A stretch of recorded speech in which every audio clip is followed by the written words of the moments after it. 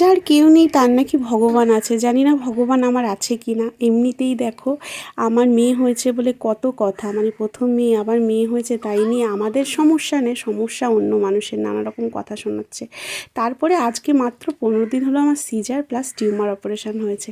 আজকেই আমাকে রান্নাঘরে ঢুকে রান্না করতে হচ্ছে, কারণ কিচ্ছু করার নেই, ওই যে বললাম আমাদের কেউ নেই। তো চলো দুধের বোতলটা ওদিকে ফুটিয়ে নিলাম। মেয়েকে না দুবার অন্তত বাইরের তোলা দুধ দিতেই হয়, কারণ আমার দুধ এসেছে অনেক পরে, প্রায় 15 দিন হতে চললো, তবুও 5 দিনের দিন তো আমার ব্রেস্ট ফিডিং করছে আমার মেয়ে, 5 দিন থেকে আমার দুধ এসছে। আর তোলা দুধে মেয়ের সেভাবে হয় না জানো তো, দুবার অন্তত দিতেই হয় তোলা দুধ, আর ব্রেস্ট ফিডিং করে বাদবাকি টাইম। ওর ওদিকে পরিষ্কার করে ওকে খাইয়ে তুই একটা বাসন মেজে এদিকে রান্না বসিয়ে দিয়েছি। রান্না যদিও আমার যা করে রেখে গেছে, ডাল আলু সেদ্ধ, কিন্তু মাছের ঝোলটা করতে হবে, জ্যান্ত মাছের ঝোল। শাশুড়ি মায়ের খুব শরীর খারাপ, সে মাছ দিয়ে ভাত খাবে, ডাল তার খাওয়া বারণ। এই সামান্য আনাজ কাটতেই আমার খুব কষ্ট হচ্ছে। ভাবিনি যে 15 দিনের মাথাতেই রান্নাঘরে ঢুকতে হবে, কিছু করার নেই, নিজের মা অসুস্থ, কি বলবো বলো।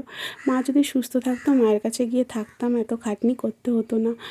এদিকে তোমার দাদাও আমার কোনো বিষয়ে অপূর্ণতা রাখেনি, সে কষ্ট করে হলেও একজন কাজের লোক রেখেছে, কিন্তু পিসিমা অসুস্থ, সে আসতে পারেনি, তাই আমাকেই করতে হচ্ছে। আর সকাল থেকে তোমাদের দাদা অনেক কাজ করে রেখে গেছে, বাসন মাজা, কাপড় কাচা, তারপরে ঘর মোছা, এমনকি মাছও কেটে গেছে, যেগুলো জীবনে করেনি সেগুলো করছে। এই করে ওর অফিস যেতে দেরি হয়ে যাচ্ছে।